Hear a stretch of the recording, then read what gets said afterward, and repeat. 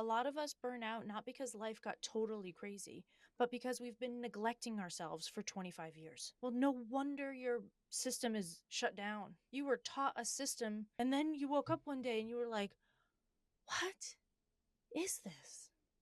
Is this my life? Am I always going to feel like this? Right, but if your basic needs aren't met, you can't regulate.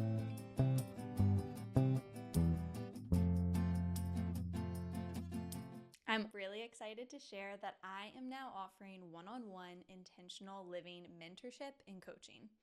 So we can work together and use the modalities of yoga and mindfulness to help you learn how to deal with stressors, strengthen your relationship with yourself, and mindfully move towards your goals and the way you want to be in this world.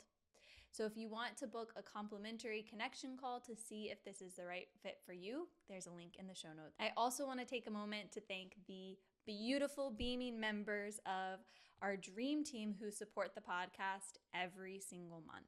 You can join the dream team for as little as $3 a month, and that helps to support the operating costs of this podcast that make it possible. There's a link in the show notes to join. We would love to have you join the dream team, and thank you for making this offering possible. And one final thing. You can also join our intentional living community where we continue the conversations we have on the podcast and show up each week to share what it means to live with intention. This community is totally free, and there's a link in the show notes to join.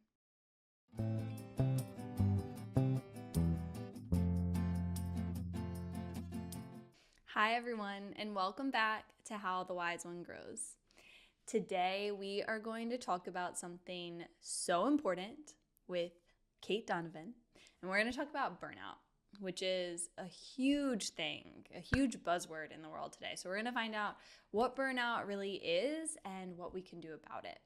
But before we get started, let's just take a moment to land here together with 3 deep breaths. So just take a moment to notice where your body makes contact with the earth.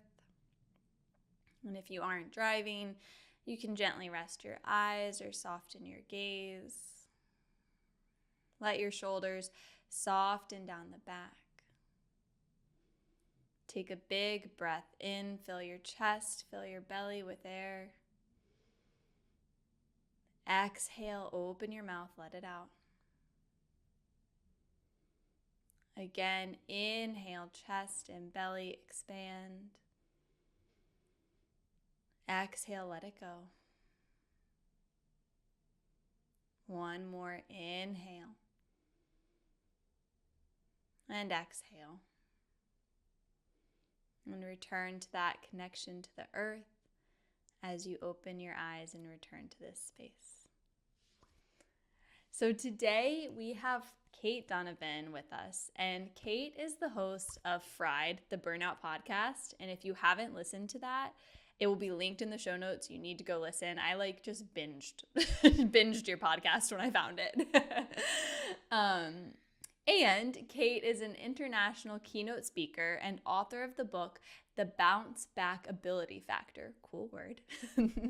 Her creative burnout recovery solutions have been featured on podcasts, online magazines such as Forbes, NPR, and the New York Post, and in companies such as Clorox and Pepsi.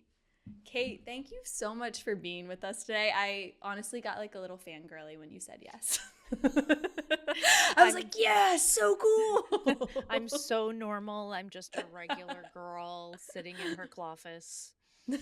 Excited Can relate. to be here. Yeah. Clophis, that's a perfect word. I mean, literally, that's my door right behind my sign.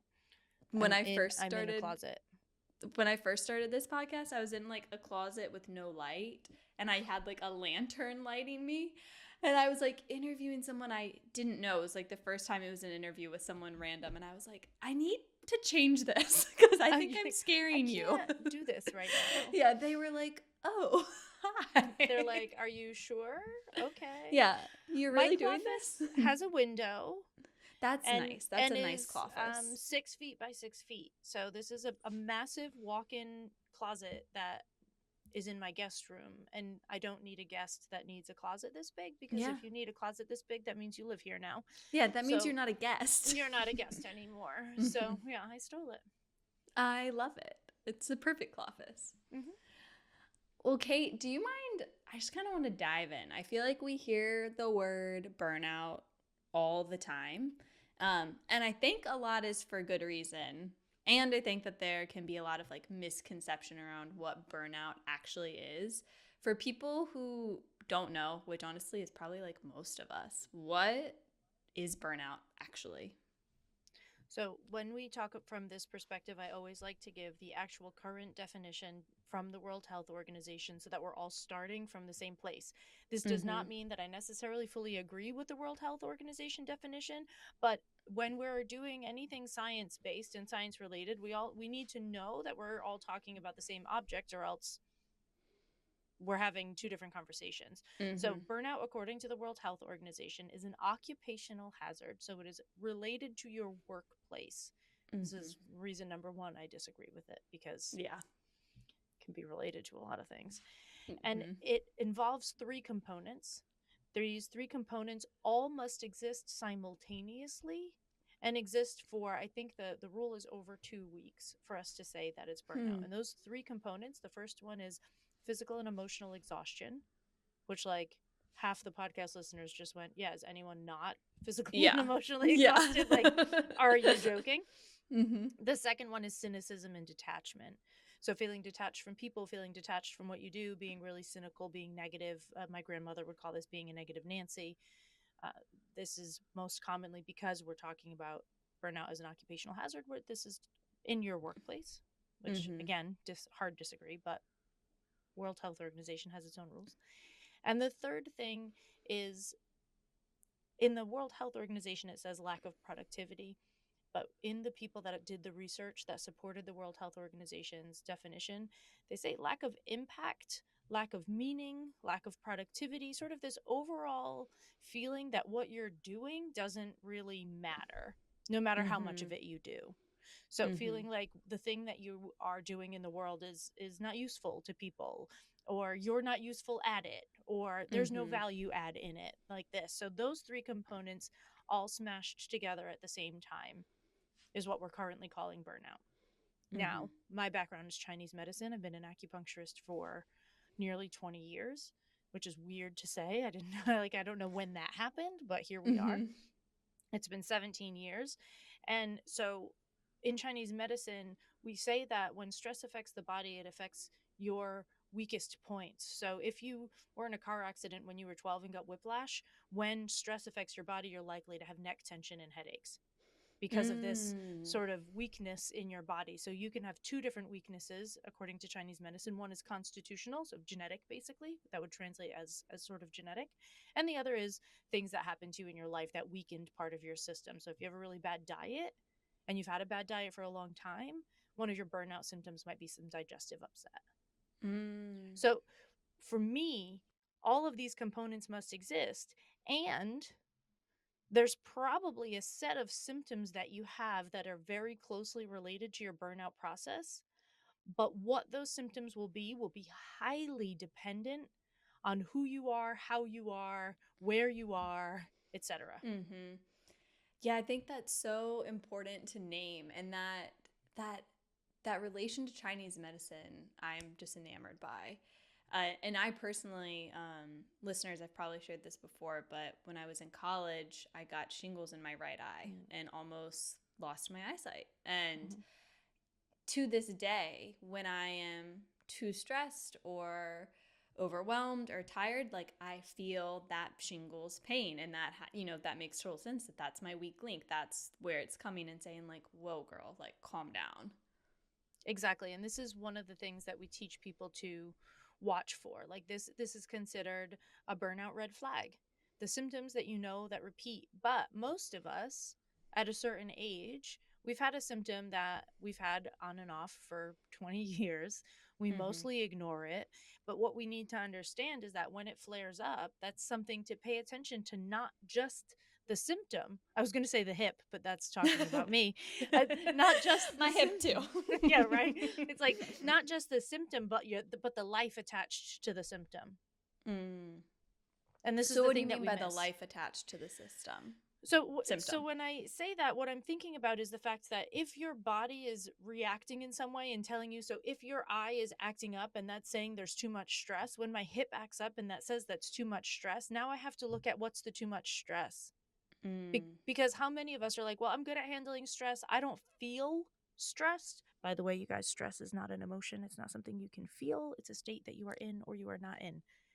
Not an emotion. Not an emotion, everybody. So you might say, I don't feel stressed. Well, I don't care if you feel stressed or not. Your body is giving you a very clear signal that something's not right. That's so important to name because I distinctly remember when I actually had like a reoccurrence of shingles almost 10 years to the day, which is when your immunity kind of runs Freaky, out, which yeah. is just so freaky. The first time I knew I was stressed. And then this, like I could pinpoint looking back what was happening in my life that was making me feel stressed. This time I couldn't. I was like, man, I thought I was like taking care of myself. Mentally, I didn't think I was stressed, but like doesn't matter. My body was clearly telling me like, yes, not okay. Time to pump the brakes. When I see people in a space that are having stress-based bodily reactions that don't understand that they're stressed, my questions start in on, are there things in your life right now that you're doing that you feel like you have to do because you have to pay your bills or whatever that are actually not aligned with your values? Mm-hmm. Are you building, especially when I'm working with entrepreneurs, like, are you building your business in a way that is truly actually aligned with your values? I actually work with a lot of other burnout coaches that are burnt out, right? And I'm like, Mm. well, you started this business when you were still burnt out, and then Mm-hmm. you thought that you had to work full time in order to create it.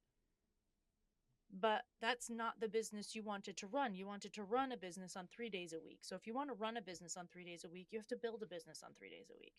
Mm. So things like that, like, are what's going on here that's less obvious? Where is there a values mismatch? Where are your priorities a little bit off? Where have you decided intentionally to make a sacrifice about something that you're not paying yourself back for because you think the payout is coming in 5 years or 10 years or whatever? People that are on the FIRE program, the what's it called? Financial Independence, Retire Early, Uh-huh. right? People that are on the FIRE path burn out frequently because they're not allowing themselves any joy, because they're going to get joy in 3 years. They're going to get joy in 5 years. Mm-hmm. They're going to get. So have you put your joy and your peace off for something? Is there a value like, I'd be digging into questions like this. Mm-hmm. I wouldn't say, is there something stressing you out in your life? Because if you knew that, you would know that already, but you don't know that. So what's the internal friction that's happening that we can bring to awareness so that we can do something about it?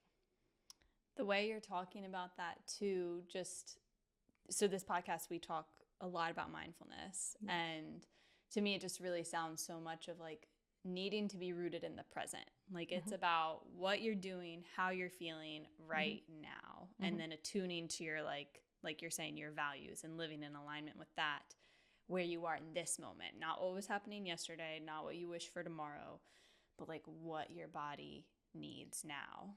Well, and just before we started, we were talking about, pee when you have to pee. Like, Mm-hmm. this is the unofficial tagline of my podcast. And there's a one part we would dig into the values and into those frictions and see what's going on. The other part is, are you doing really fabulous self-care but missing out on all the foundational stuff? Because most Mm. people are. So the foundational stuff is peeing when you have to pee. Mm-hmm. Like, did you not ask your partner to wait for an extra 60 seconds and you held your bladder and got in the car for a 30-minute car ride instead of saying, hey, I'm just going to run to the bathroom before we go? Mm-hmm. Are you doing that? Are you drinking when you're thirsty? Are you eating when you're hungry? Are you resting your eyes when you're tired? Are you moving when you're antsy? Are you meeting your foundational needs? Because those foundational needs, what they do is build a skill and a function of your brain called interoception, which is your basic ability to notice what's going on in your body and respond appropriately. Your body does a lot of this automatically. When it's too hot, you sweat. right? Mm-hmm. Stuff like that. We regulate heartbeat and breath rhythm and etc. But some of it we have to do for our bodies, and a lot of it we just don't show up for. So sometimes the questions end up being like, did you avoid pooping today even though you had to? And it Real sounds question. silly. Yeah, like it sounds silly, but if you do that every day, then your body starts to think, oh, I'm not safe here. And your Mm-hmm. stress response system kicks in. Mm. And I teach a lot of wellness things, and I was talking about this with someone too, where I was like, it feels silly and sad that we have to like tell people like, hey, meet your basic needs. But unfortunately, like we really do have to tell people that and remind people that, because society is telling us so much the opposite. It's saying like, don't eat those things. Don't eat till you're satisfied. Like, push, push, push, go, go, go. Don't rest it. Like, we are being fed all these other things. Like, if we could, we put deodorant on, antiperspirant, so we won't sweat when maybe our body needs to sweat. Like, there are all of these things that we are like actively being forced on us to like go against what our body is telling us and what it needs. So, like, yes, it sounds silly to like be reminded to meet your body's needs. And like, it's almost like we have to unlearn what society has been telling us and relearn like our inner wisdom and our bodies and our knowing in that language. And it's okay if you aren't attuned to that. Like, that's not something to build shame about, because everything around you is telling you not to listen to that. Yeah, I have 25,000 people a month listening to Fried. They love the tagline. They don't love the tagline only because it's silly. They love the tagline because it's true.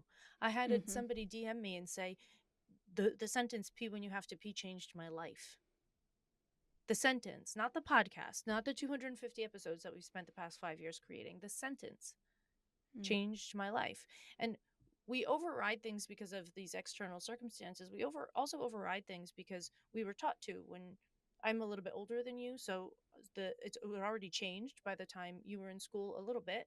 But when I was in school, you raised your hand and asked to go to the bathroom. The teacher would say no often. Mm-hmm. So you couldn't even go if you wanted to. I also was a competitive gymnast for 10 years. So Pain? was I. Were you? Like pain? Yeah. Who cares? Nobody cares Yeah. about your pain. Wrap your ankle and keep going. Mm-hmm. I knew how to tape an ankle like a pro when I was like 8. That's Yeah. not normal. Yeah.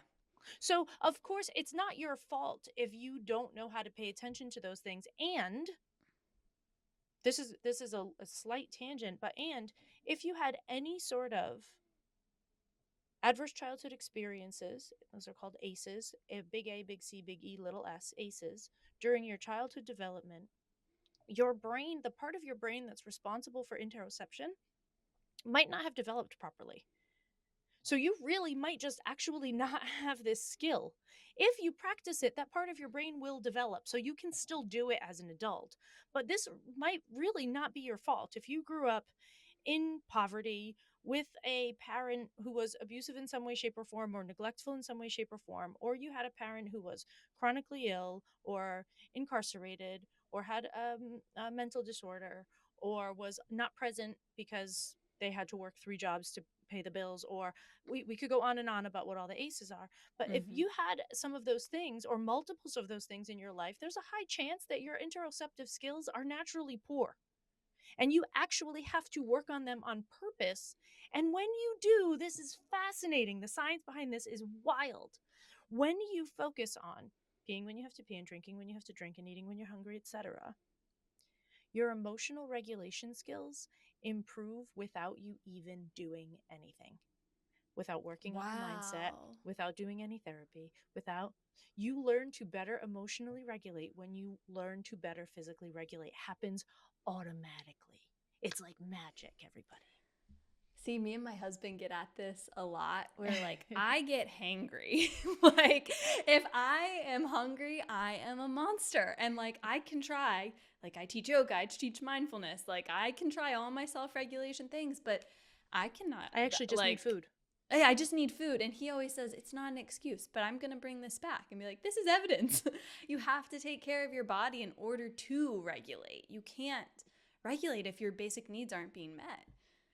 Ta-da! That should be the most important thing that we say today. Yeah. Right? You just said you can't regulate if your basic needs aren't being met. That's it. A lot of us burn out not because life got totally crazy, but because we've been neglecting ourselves for 25 years. Well, no wonder your system is shut down. No wonder. It's not your fault. You didn't do this on purpose. You were taught a system, you used the system. It probably worked for a lot of things for a long time, so you kept doing it. Mm-hmm. And then you woke up one day and you were like, what is this? Is this my life? Am I always going to feel like this? Adulting sucks. Right? But if your basic needs aren't met, you can't regulate. Yeah. This is why I actually don't talk about mindfulness and mindset all that much on my podcast. Not because I don't know how powerful it is. I've read all the studies. My background is what my background is, like whatever. But the people that end up burnt out, that's sometimes a step too far for them. That's something that comes later in the burnout recovery process. That's something that, yes, needs to happen, but that's like, 14 months into recovery. That's not week one. It's like it's like way too hard. And we think that's the basics, and it's not. Mm-hmm. That's so important to name. And you just said like 14 months into recovery. So I just want to kind of like backtrack for a minute. Oh, sorry. Yeah. I bet people have some questions around that. And one, maybe just like taking it a step further back of like, how do you know when you're truly burnt out versus like experiencing fatigue? Because we talked about that World Health definition. Those three components need to be happening at once for more than 2 weeks. Are there other things that like can help you identify when you're burning out so that you could even like stop it before it's too late? Or like if you're like, man, I really think this is it. Like, yeah, so I don't actually believe in burnout prevention very much, unless you've already been burnt out and you're preventing it for the second time. The reason I don't believe in burnout prevention is that most of us that end up burnt out don't have that interoceptive skill. So by the time we're actually paying attention, it's too late. And it's not I don't want people to feel guilty for getting there when the world is like, you could have prevented it if you just paid attention to. You couldn't pay attention to those things because your brain is not primed to pay attention to those things because your development happened in a way that said no to that. And that has nothing, it almost has nothing to do with you. It's nature and nurture from your childhood development years that you had no influence over. So I feel like you need to know that burnout's not your fault. You need to know that if you're wondering if you're there, it's probably too late. And the recovery process is 12 to 18 months typically. But the line in the sand between I'm just tired or I'm just stressed and burnt out is one that's really clear to me. And it took me a couple years to figure this out. But the line in the sand is this. If you are tired or stressed, you can take 3 days off, do a staycation, get your house vacuumed and like get your stuff organized, and then maybe you're not dying to go back to work on Tuesday, but you're rested, you've recovered, you feel like a human again, and like you go to work on Tuesday and you're basically okay. When you're burnt out, you could sleep for a month and still feel tired. And be like, why am I not recovering? When you're burnt out, it doesn't feel like you ever recover because you don't. Your sleep doesn't do the same detoxing that it's supposed to do. All the glial cells in your brain, all the mitochondrial waste, all of that stuff doesn't get cleaned out because your body doesn't have the power for it. Your gut bacteria is all messed up. Your muscles are atrophying. There's all this stuff going on. You don't have enough rest or peace in your life to recover, to restore your body. So you don't restore. So you try and you try and you try and you're like, I can't. I just took a vacation. I feel worse. That's burnout. I appreciate that explanation so much. And it does really connect with what you said earlier about like why you don't talk about mindfulness very much, because it isn't about the mind. It is about the body and our body's basic functions needing to go through and process to take care of us so we can be a human in this human body, in this human life. And then work on our mindsets so that we can interpret Yes. life differently and deal with stress differently. And so, yes, the mindset. Yes.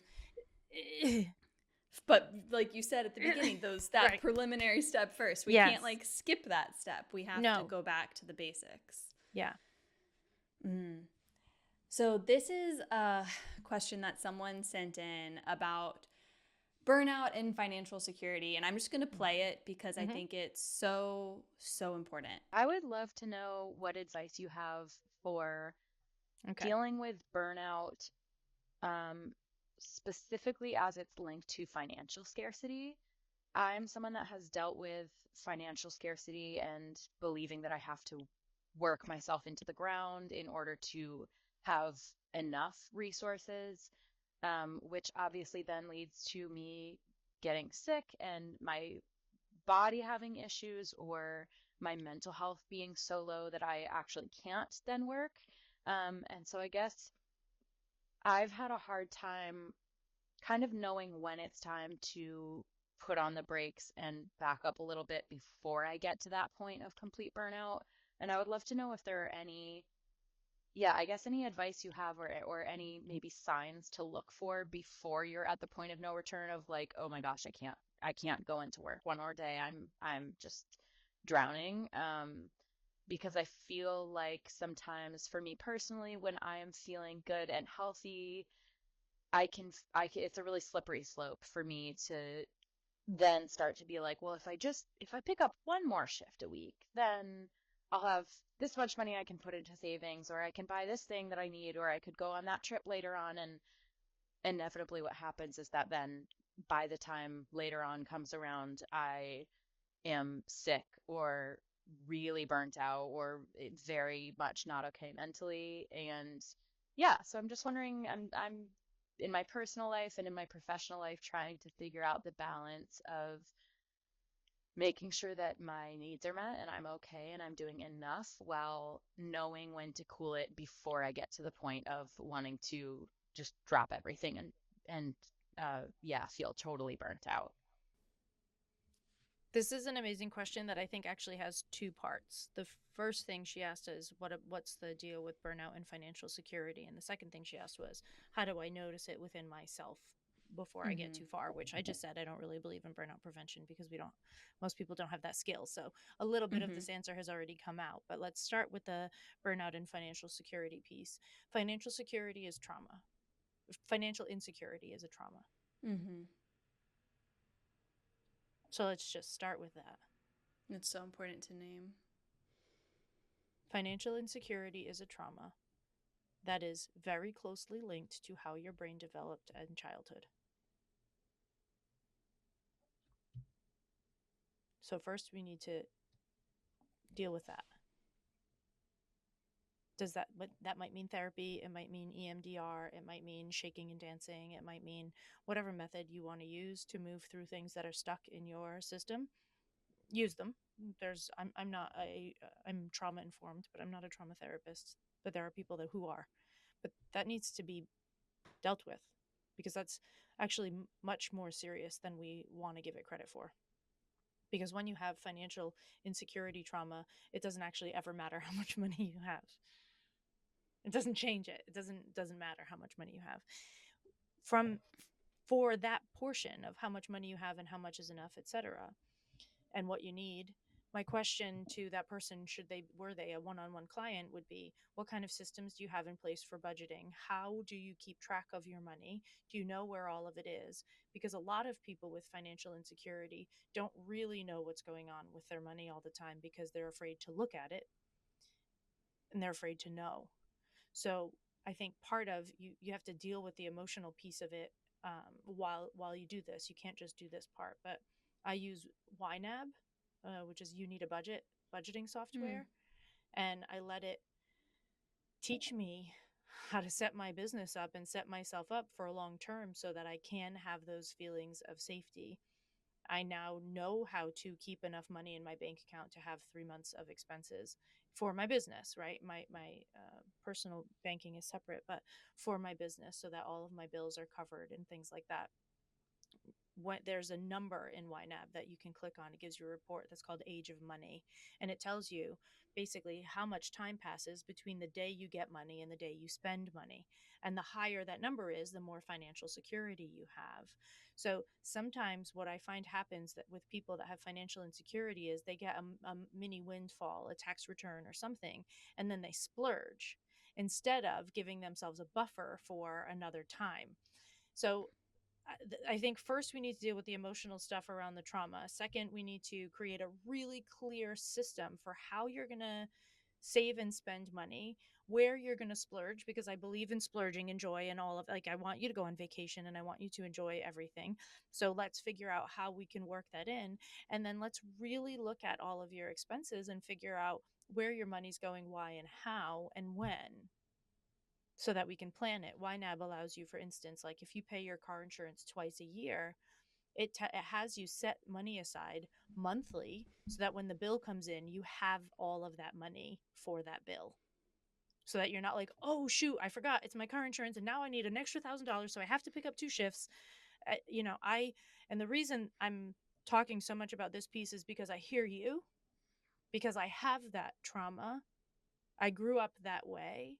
And I worked shift work throughout college. I was a bartender and a waitress. So I just got to pick up a shift. I know this world deep in my soul because this is how I lived my life for the majority of it. Still the majority, not for long, but still the majority. The second piece of that is how do I, and I'm going to change the question a little bit. I think the true question is, how do I start to notice when my capacity is waning instead of only notice what my bank account is doing? So this question to me, I don't know what your capacity noticers are. We call these capacity noticers in my business. And for some people, you'll start to get a little more clumsy. For some people, your insomnia will kick up. For some people, you'll start to be irritable. And for me, it's always resentment. Resentment is my capacity notifier every time, right? So I don't know what your capacity notifiers are because I'm not living your life, and I wish you were on the call with us because I would love to have this conversation with you. I know. Let's figure out, what you need to figure out is what your personal capacity notifiers are. When does your body ding like a phone does to let you know that your battery is down to 20%? Like, what are the things that happen? Do you swear more? Do you forget words? Do you lose your keys? Do you trip more? Do you go the wrong way in your car because you go somewhere that you go all the time instead of the place that you were supposed to be going? Do you stop cooking food and eat out a lot? Do you take shorter showers? This is a big one for me. When I'm overwhelmed, when there's a lot going on, I'm like a tits and bits girl, and then I'm out. Tits and bits. Tits and bits. I got to get out of here. I don't feel, when I start to feel like I don't have enough time to clean myself, that's a signal to me now that my capacity has gone down, that I need to look at my schedule, look at my life, and make some adjustments. The other little piece of that is grooming is one of the ways that we signal safety to our nervous systems, because you're not going to ever do your hair and brush your teeth and pick at your skin and put oil on. You're not going to groom when you're being attacked. So the very act of grooming helps your body to restore itself. So if you're doing tits and bits, not only are you not taking a good shower, not only are you rushing yourself and feeling this massive sense of urgency, but you're also missing out on an opportunity to tell your body, like, hey, we've got time, we're safe. Like, I got this schmancy new Pacha whipped, body scrub that smells like chai tea. Is the best thing on the planet, right? That action is more than just that action. That action is a super signal to your body that says, we're safe, we're good, we got time, everything's okay. Is that like giving yourself a little oxytocin boost? Like, just turning oxytocin. On that? Did you have to do that to me, Holly? I had to do it. I had to. Did you have to do it to me? Do you know how I feel about oxytocin? Have you heard this? No. Oh, boy. Oh, man. Oh, man. So should we rip. listen to another question or should we just dive into this? How long can it be a quick dive? Yeah, it can be a quick dive. We'll do 3 minutes or less. Okay. Oxytocin has a flip side. Oxytocin is not just the love hormone. Oxytocin is our social signaling hormone. It tells us whether we should include people or exclude people. It's not only about love and affection. People think that. It's not true. So if we are in a group of people and we have bonded and our oxytocin together is high, so say it's me, you, and 3 other podcasters in the wellness space, and we're like, I love you, I love you, I love you, we're amazing. And then somebody walks over and has a little bit of an attitude. We are more likely as a group to attack that person as an invader because of our oxytocin bond. So oxytocin can make us dangerous. Oxytocin has claws. So we have to be careful about that. The grooming in particular, I don't know what the neurochemical association is. Something that I haven't actually looked up, but now I will. But I don't think that it's an oxytocin thing. It could be an oxytocin thing, but I'm not sure. But I just need everybody to know that oxytocin is not only rainbows and butterflies. That's so important. I've never heard that about oxytocin. I know, before, and it's like it's not even new information. It's been out there forever, but I don't know. I feel like I'm the only person that talks about it. One of my keynotes is called The Biology of Belonging. Because I need to, like, if people are like, we need to just focus on belonging. Everybody belongs. And I'm like, yeah, but your body doesn't think that. A new person comes in and your body, for reasons unknown to you, will flip oxytocin off to say, no, keep that person out. This person is not safe. Maybe they look like somebody that hurt you 20 years ago and you don't even remember. I don't know. But oxytocin has got a flip side, so we should know that. 2 minutes. Very noted. Well done. Snaps.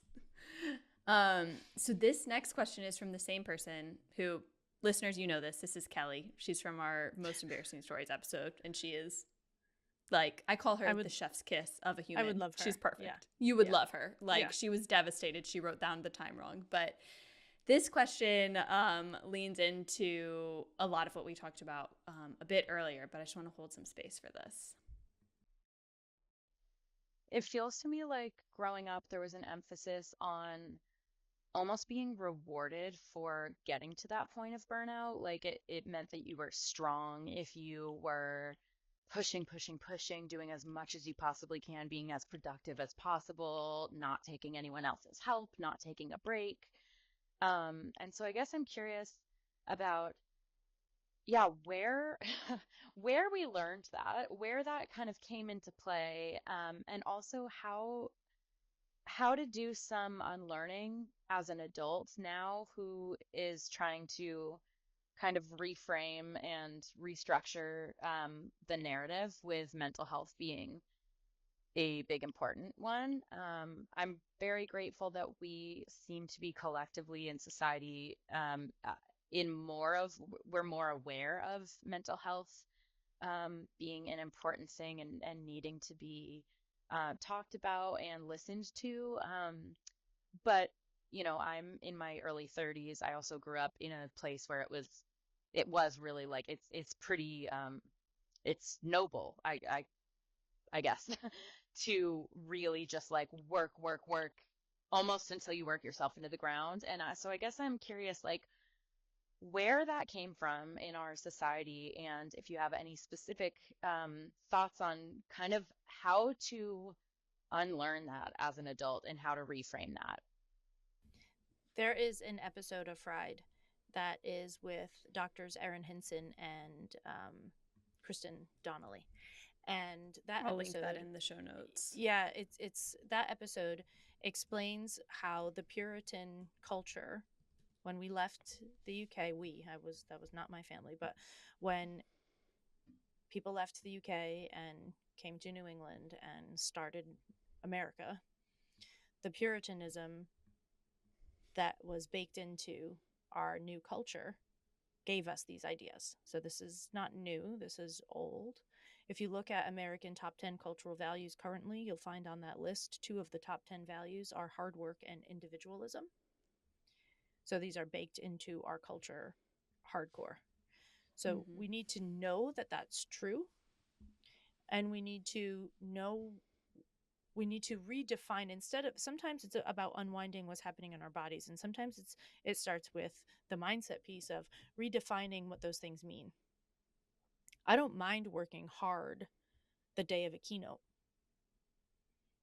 but the day after a keynote, I'm probably getting a massage. Like I've As found you should. As one should, right? So you have to know what your values are very clearly. Your values, you have to dig into this. You've got to do values exercises like 8 times, because the first 7 times you're lying. If you've done a core values exercise and you only did it once, you're lying. And not because you want to, just because the first answers that you give are the ones that are expected, the ones that are nice, the ones that are considered good, the ones that you have some sort of moral agreement with, even if you don't believe them or don't feel them. So you need to know what your values are, and then understand how to apply hard work according to your values. It's okay to work hard, as long as it is in alignment with where you're going and what you're doing. And I don't believe that it's in alignment with what anybody is doing to create illness. That's not what that means we've gone too far. So if you have to know how to define these things. You need to know how to define hard work. You need to know how to define individualism, which is a whole separate conversation. And you need to know how to define success. Oftentimes with my clients, I have them write their own eulogy, which sounds really morbid. But if I die, when I die, if somebody stands up there and reads something about how much I sacrificed, I will be furious. Every single obituary eulogy that says things like, she gave up everything for her family, is like not what I want. So I can't act like that if that's not what I want. If that's what you want, that's fine with me. I'm not saying that we shouldn't want that. I'm saying I don't want that. I want people to say that I had fun. I want people to say that I was fun to be with. I want people to say that I took advantage of joy, that I grabbed everything that life gave me and used it because it was fun, that I still managed to provide a service to people that was incredibly helpful, but not at a cost to myself. Not at a cost to my joy or my generosity. So, what are your values? What are your values? Not Americans' values, not your mother's values, not your grandmother's values, not the values you think other people should have. What are your real values, and how can you live according to those? But none of this is your fault. This is all baked into our culture. That values check is something I feel like on so many of these conversations we keep coming back to, because it's so easy to get flooded with what society says in aligning those as your values, when that's not necessarily true to the authentic you, and that's not living with intention with who you truly are and the life you want to create and build. And if I'm understanding like correctly, I think that what you're saying a lot is that like burnout, like to not burn out doesn't mean you don't work hard. Like you can work hard and not burn out if you are practicing interoception, taking care of your body's basic needs, knowing your values and taking aligned action in that, and like working towards a purpose that feels like meaningful to you and is like highlighting your gifts and you can see the benefits.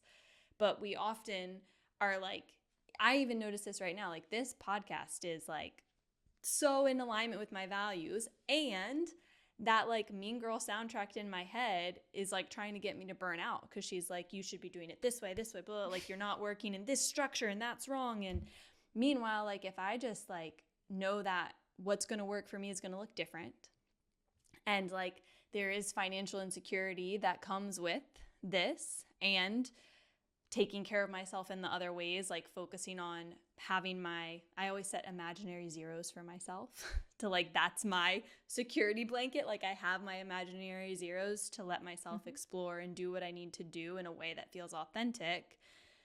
as I figure it out. That doesn't mean like I'm not still stressed about things, but it feels better.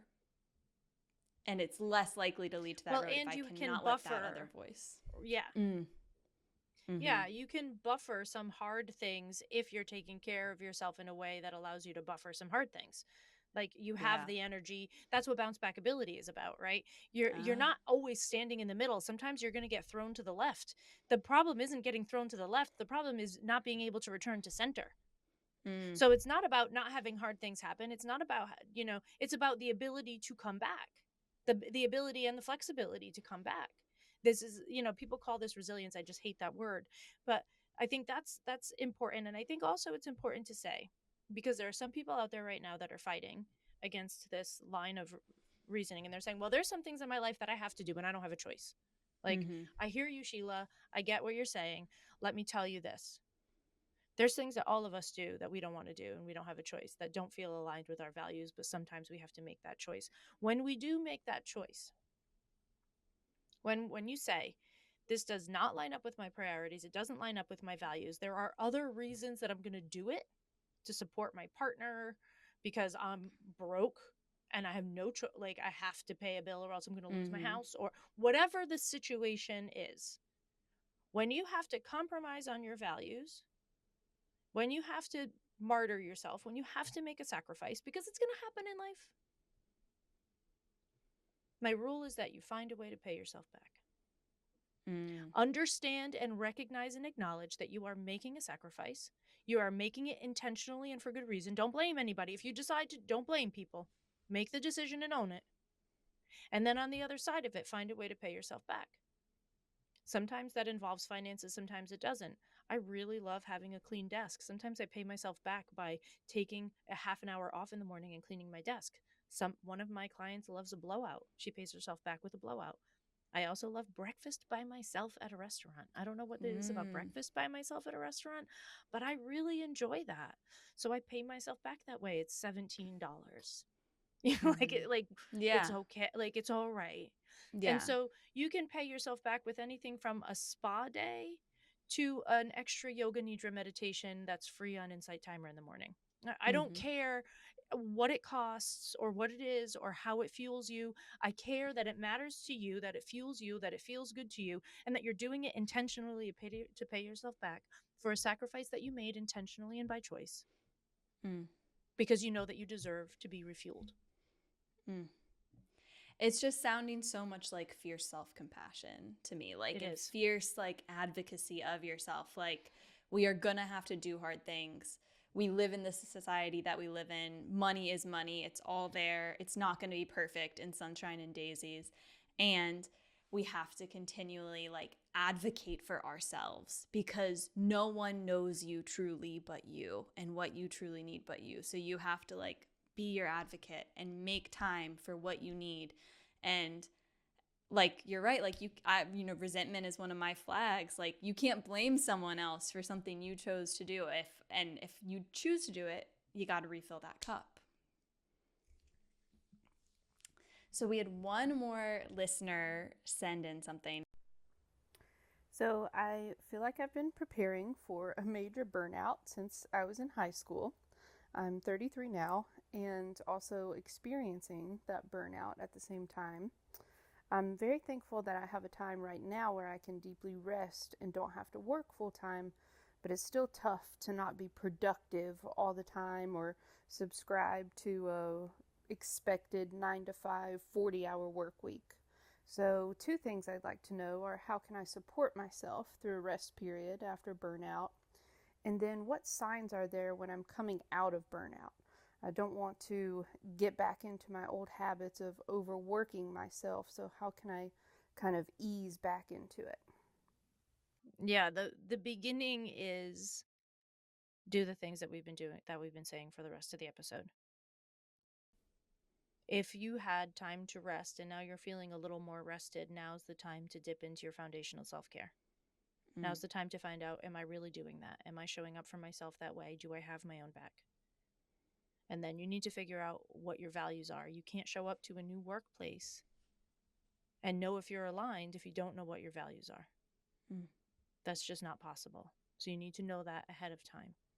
You need to also start. This sounds funny coming from a burnout specialist, and I don't mean in very big ways, but you need to start to venture out and push yourself a little bit so you can find out where your edges are. A lot of times people in my Facebook community will say, I did too much and now I have to rest and I'm so upset with myself for doing too much. So, well, how else were you supposed to find out where the line was? Mm-hmm. I'm a potter, and it's like the best potters are the ones who tear through their pieces because you know that line. Right? It's like, you're gonna bump up against it sometimes. My ask is that you go gentle with yourself, please.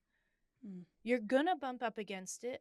When you bump up against it, I want you to reverse engineer it and say, was there a capacity notifier that happened before this that I didn't see? Let me go backwards in my day. Was there some indication that I was on this path that I didn't notice? You'll find one the more often you look. And then when you learn what they are, you'll be able to take action sooner. But you're not going to be able to take action sooner until you bump against the wall a few times, until you bruise yourself a few times. You can't do it any other way. And people don't like to hear this because I'm not a rainbows and unicorn kind of coach. I'm not going to tell you that you can recover from burnout and then shoot rainbows out of your bottom for the rest of your days. Like, that's just not what life would be like. cool, though. Would be really cool. It's like a really cool superpower, but it's probably not going to happen. So you're going to bump up against things. What if you went into it saying, when I find myself bumping up against something, I'm going to reverse engineer it to see if there's a signal that was a little earlier that I can pay attention to. And I'm going to be really proud of myself for knowing that I bumped up against it. And then I'm going to pay myself back, even though I didn't choose to bump up against it necessarily because I wasn't aware. When I bump up against something, I'm going to pay myself back. And then I'm going to pay attention again the next day and see how it goes. That's it. That's learning. That's growth. That's learning. Yeah. Cait, thank you so much. I feel like I could talk to you forever about this, but I will make myself stop. For those listening, I will have Cait's podcast linked in the show notes. You need to go listen. There are tons of episodes, also helpful. And I'll also have all of Cait's links in there. Cait, is there anything you want to share about how people can work with you and support your work? I think the podcast is the best place to find us. What you should know about what's available to you is there's two major portions. One of them is B2C, which means business to consumer, which means if you are a burnt out person, we do offer group programs for burnout recovery, and those function on a waitlist system. So we fill our waitlist. Once our waitlist is full, we start a new program. So when we start a program is dependent on you, not on some random calendar date that we chose just because. So getting on the waitlist for Unfried will ensure that one starts sooner rather than later, and you can join. Every group is no bigger than 7 people to make sure that we have enough time, that Sarah has enough time with each person. The other thing is, if your company is a mess or you have a conference coming up, that's where I show up. Sarah does all the group programming and I do all the flying over the country and telling people to get their acts together in their businesses so that they're not burning people out. Need that. So if there's somewhere if there's an ERG that you're a part of, or there's a Women's Leadership Day that you're a part of, and you think that this message could be useful, you can reach out to me through my website at caitdonovan.com. Awesome. Cait, thank you so much. Thank you for the work that you're doing and helping us all gain that bounce back ability. I so appreciate you. Holly. Thank you for having me.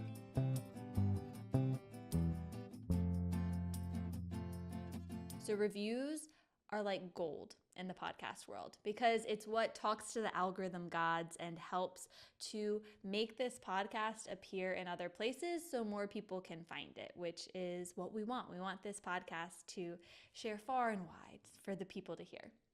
So I'm going to read a recent review, and if you leave a review, it would mean the world, and I will share it on the podcast as well.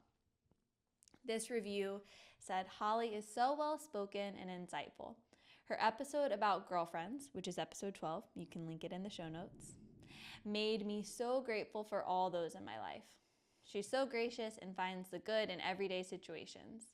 This podcast has brought me peace and joy, and every new episode is a breath of fresh air.